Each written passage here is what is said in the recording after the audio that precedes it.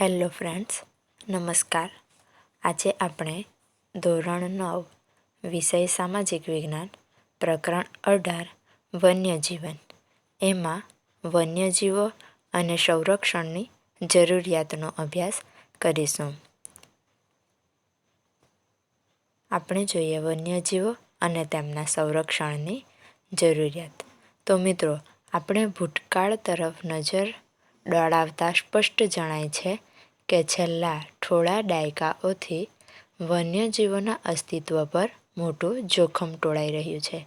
એટલે કે વિવિધ વન્યજીવો જેમાં વાઘ, સિંહ, ચિત્તા, દીપડા, ગીધ, સારસ જેવા પશુઓ તેમજ પક્ષીઓનું અસ્તિત્વ પર જોખમ છે. એટલે કે એવા પક્ષીઓ આજે ઘણી સંખ્યામાં ઘટાડો થઈ રહ્યો છે. તો મિત્રો, આપણે સૌપ્રથમ જોઈએ વાઘ. તો આજથી 100 વર્ષ પહેલાં વાઘ હજારોની સંખ્યામાં ભારતભરમાં જોવા મળતા હતા. વન અને પર્યાવરણ મંત્રાલયના 2014ના અંદાજ મુજબ તે આંકડો 2226 છે. એટલે કે વન અને પર્યાવરણ મંત્રાલયના આંકડા મુજબ 2014ના આંકડા મુજબ વાઘની સંખ્યા 2226 છે. છેલ્લા થોડા વર્ષોમાં લેવાયેલા પગલાંથી વાઘની સંખ્યા વધી છે. તે એક સારી નિશાની છે. એટલે કે આ વન્યજીવોના સંરક્ષણ માટે સરકાર દ્વારા તેમજ વિવિધ સંસ્થા દ્વારા લેવાયેલા પગલાંને પરિણામે વાઘની સંખ્યા વધી છે. તે આપણા માટે એક સારી નિશાની છે. જ્યારે 2018ના આંકડા મુજબ વાઘની સંખ્યા 2967 છે. એટલે કે વાઘનું સંરક્ષણ થઈ રહ્યું છે અને તેની સંખ્યામાં આજે વધારો થયેલો આપણે જોઈ શકીએ છીએ. મિત્રો, હવે આપણે આગળ જોઈએ ગીધ. તો આપણે જાણીએ છીએ કે ગીધ એ એક પક્ષી છે અને તે મૃત પશુઓનું તેમજ પંખીઓનું માંસ ખાય છે. તો ગીધ એ દુધાળા પશુઓની સારવારમાં વપરાતી પ્રતિબંધિત ડાયક્લોફેન્સ નામની દવાથી દૂષિત થયેલ માંસ ખાવાથી ગીધ આજે નામશેષ થવાને આરે છે. એટલે કે પશુઓની સારવાર માટે એમને ડાયક્લોફેન્સ નામની જે દવા આપવામાં આવે છે તે પશુઓની શરીરમાં હોય છે અને એ પશુઓ જ્યારે મૃત્યુ પામે છે ત્યારે તેનું માંસ ગીધ ખાય છે. તો આ દવાને પરિણામે માંસ દૂષિત થાય છે અને એ માંસ ગીધ ખાય છે. તેથી ગીધ આજે નામશેષ થવાને આરે છે. હવે આગળ જોઈએ ચિત્તા. તો મિત્રો, 20મી સદીની શરૂઆતમાં જંગલોમાં જોવા મળતા ચિત્તા આજે સમગ્ર ભારતમાંથી નષ્ટ થયા છે. એટલે કે ચિત્તાઓ આજે રહ્યા નથી. હવે આગળ જોઈએ આપણે એશિયાઈ સિંહ. ગીરના એશિયાઈ સિંહો એક સમયે મધ્ય પૂર્વ સુધી જોવા મળતા હતા. તે આજે માત્ર ગીરના જંગલ પૂરતા જ મર્યાદિત છે. એટલે કે ગીરના જંગલોમાં તો સિંહ જોવા મળે જ છે, પરંતુ તેની આસપાસના વિસ્તારોમાં પણ સિંહો જોવા મળતા હતા.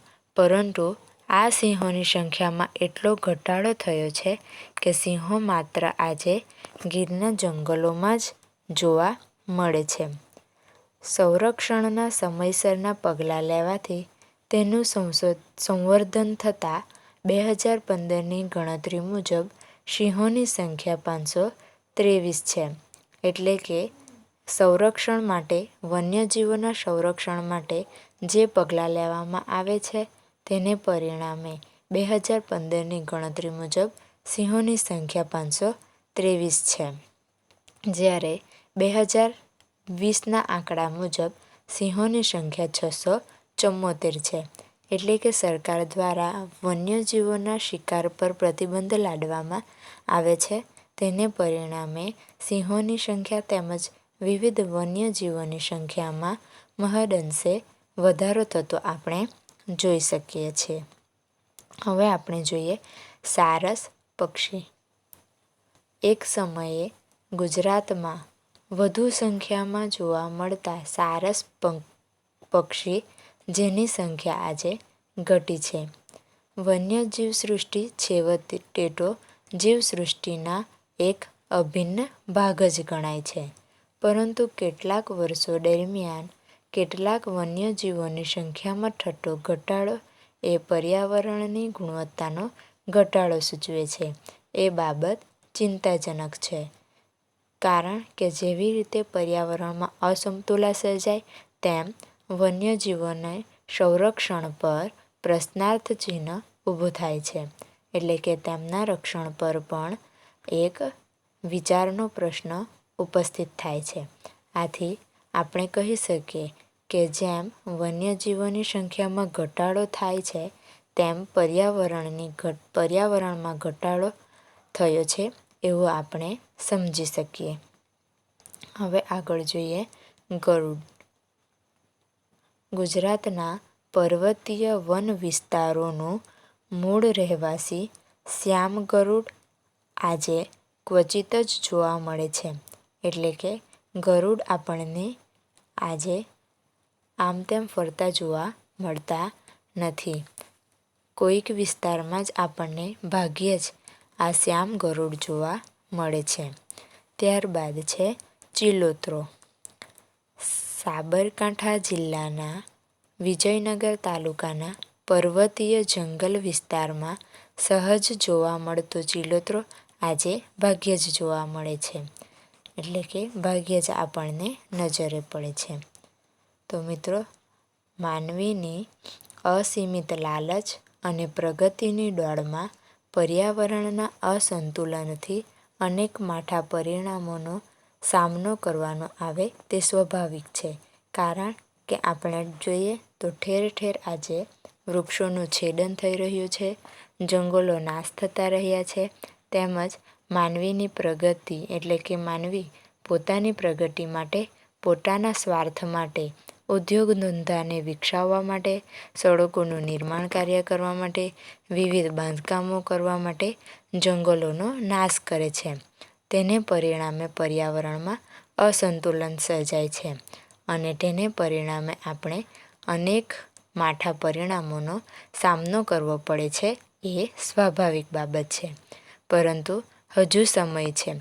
જો વન્યજીવોના જતન સંવર્ધન માટે યોગ્ય પગલાં નહીં લેવાય તો કદાચ અનેક વન્યજીવોને આપણે આગામી દિવસોમાં કેવળ ચિત્રોમાં જ ભાવિ પેઢીને બતાવવાનો વારો આવશે.